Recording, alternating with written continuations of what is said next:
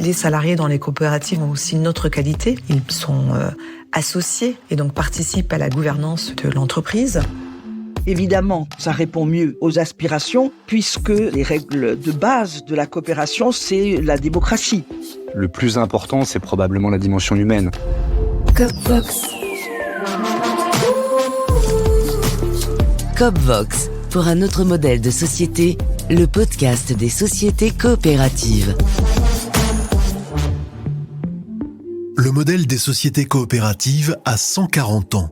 Il s'est construit sur les apports de théoriciens et de praticiens utopistes pour qui le bien-être ouvrier pouvait contribuer à bâtir la réussite des entreprises.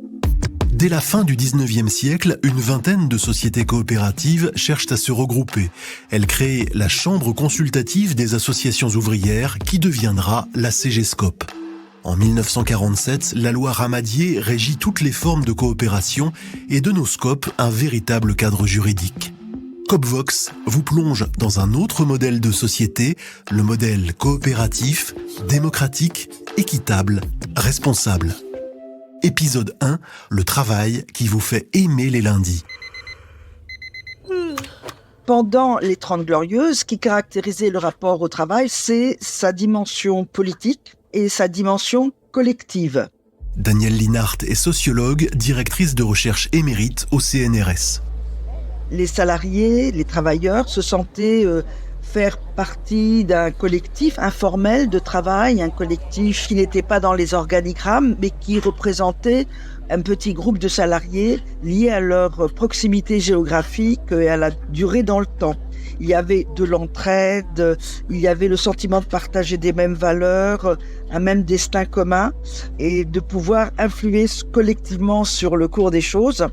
Pour eux, la situation, elle était interprétable en termes syndicaux, en termes politiques, rapports de force, idéologie de la lutte des classes.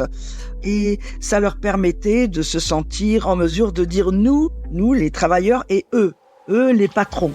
Cette forme de sociabilité, ce être ensemble très chaleureux, permettait de partager les moments difficiles et aider ceux qui en avaient besoin. Puis la fin des 30 Glorieuses a vu naître la notion de management.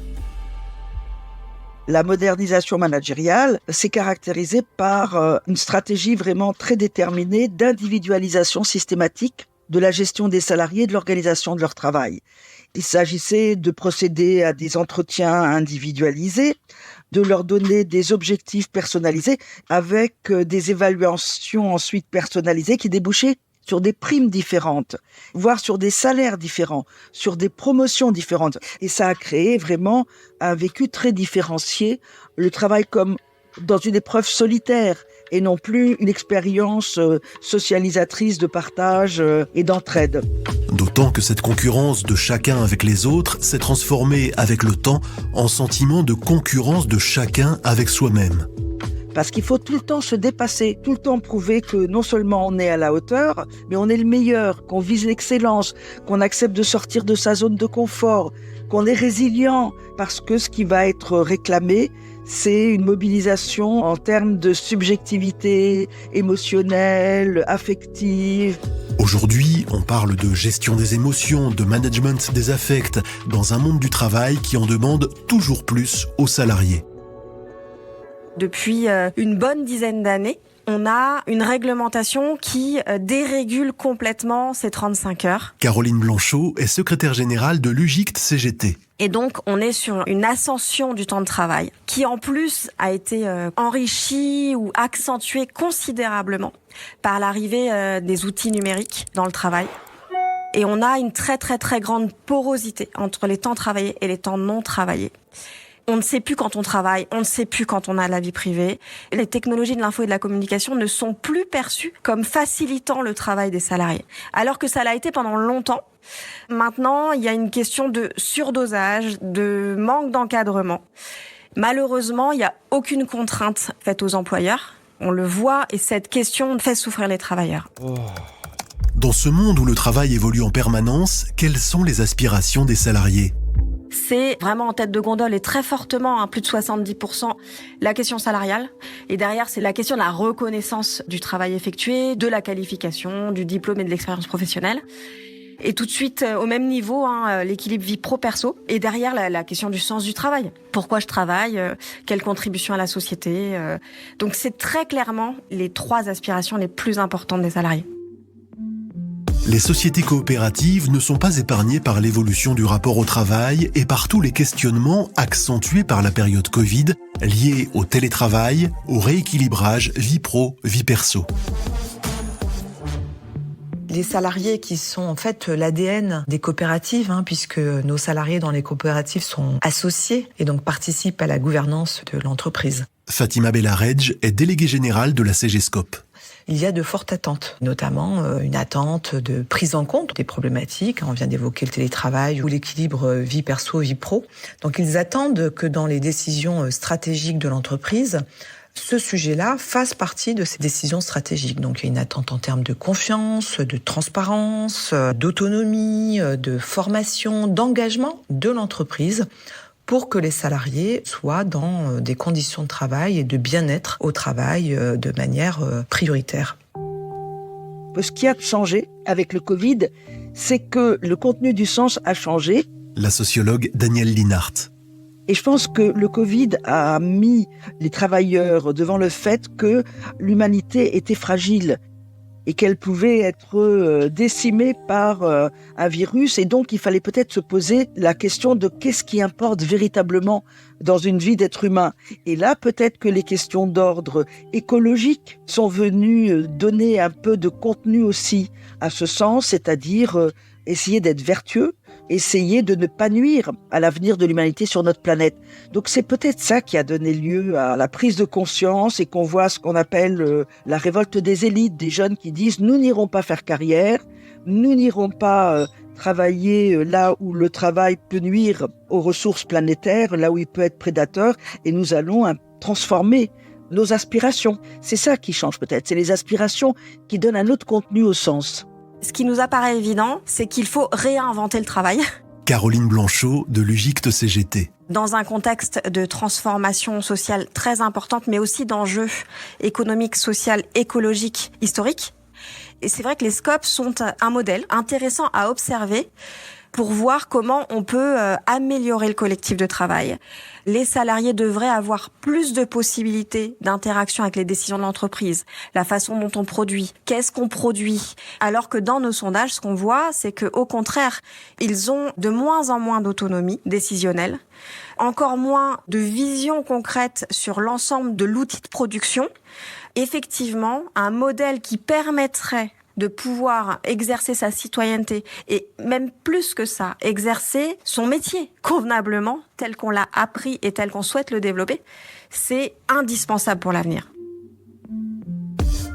Ce modèle existe, c'est donc celui des SCOP, des sociétés dont les salariés détiennent la majorité du capital social et au moins 65% des droits de vote.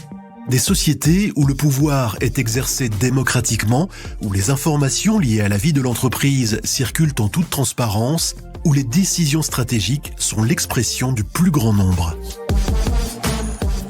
Quand on est dans une coopérative, il y a un véritable enjeu de la part de l'entreprise, de faire en sorte que les salariés soient au cœur. Fatima Bellaredj, déléguée générale de la CGSCOP. Parce que un salarié qui est bien dans son entreprise est un salarié qui va non seulement participer aux enjeux à venir de l'entreprise, mais va être aussi plus productif, plus attaché à la réussite de l'entreprise, plus attaché à ce que, à la fin de l'année, tout le monde soit satisfait, y compris en termes de rentabilité de l'entreprise, parce que c'est l'impact direct de sa contribution au projet de l'entreprise. Et donc, dans ce modèle-là, le fait que dans les décisions stratégiques, en participant à la gouvernance, les décisions, notamment du partage du bénéfice, sont aussi au cœur de ces décisions stratégiques, leur donne une place, voix au chapitre, et ensuite une décision collective qui est prise en assemblée générale,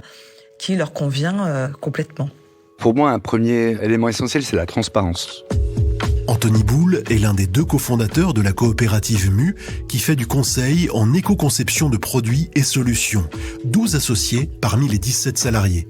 Toutes les informations sont accessibles pour tout le monde. La répartition de la valeur, les bilans comptables, toutes nos difficultés. Donc cette transparence, ça apporte de la confiance et ça apporte un climat de travail certainement apaisé par rapport à une situation où les informations circulent moins facilement. Le deuxième point, c'est probablement une facilité à s'engager. On a la possibilité chez MU de construire son propre rôle dans le groupe, en fonction de ses envies déjà, de ses compétences aussi, et des rôles disponibles, de comment s'organise le groupe, et comme ça de trouver sa place. Ça apporte aussi une capacité à se projeter, notamment dans la gouvernance. On sait qu'en entrant chez MU, on va pouvoir passer de salarié associé, à salarié gouvernant, potentiellement à président, et en fonction de ses envies. Et puis, je pense aussi que ça permet de prendre part à un projet d'entreprise qui est quelque part un peu plus qu'une entreprise. On a un groupe humain, on fonctionne collectivement, on avance ensemble, et ça, c'est quelque chose qui n'est pas quantifiable. C'est un impact direct. Le fait d'être considéré, le sentiment d'utilité, d'intérêt, de confiance, de transparence, de concertation, de prise en compte de la vie sont des sujets en fait récurrents qui font que les salariés trouvent cette place-là. Alors c'est vrai que c'est pas toujours évident parce que on a à la fois une place de salarié et une place d'associé, c'est ce qu'on appelle la double qualité. Mais ça traduit une relation avec une fluidité qui fait que quand ça va pas, les salariés ont envie de s'investir pour trouver des solutions et savent que grâce à leur investissement, les solutions sont à portée de main. Et puis, quand ça va bien, la fête est partagée parce que lors de l'Assemblée générale, on va se féliciter les uns et les autres et puis partager les fruits du travail qui a été réalisé. Au final, le modèle coopératif fait grandir tout le monde, l'entreprise et les salariés, qu'ils soient associés ou non. Ça fait grandir, ça fait prendre conscience que collectivement, on avance de manière beaucoup plus structurante et dans la durée. Et on a pu constater l'année du Covid un investissement extrêmement important des salariés. Je crois que ça a vraiment fait la différence. Quelque chose qui est essentiel aussi, c'est qu'en fait, on bénéficie d'une intelligence collective qu'on ne va pas retrouver dans d'autres formes de gouvernance. MU, c'est vraiment un organisme vivant. On a tendance un petit peu à la considérer comme un membre de la famille. Ça évolue progressivement au fur et à mesure de l'arrivée de nouveaux membres qui vont constituer l'agence.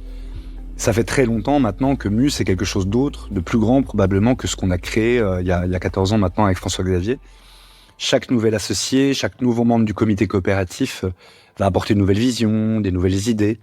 Ce qui fait que MU évolue dans le temps et l'évolution, c'est plutôt synonyme de résilience. Une forte capacité de résilience.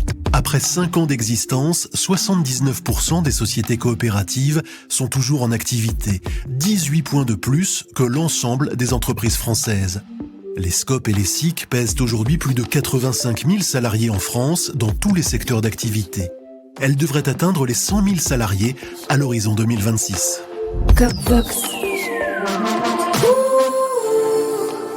Partagez, commentez ce podcast sur les réseaux sociaux des SCOP et des SIC, LinkedIn, Facebook, Instagram, YouTube et X.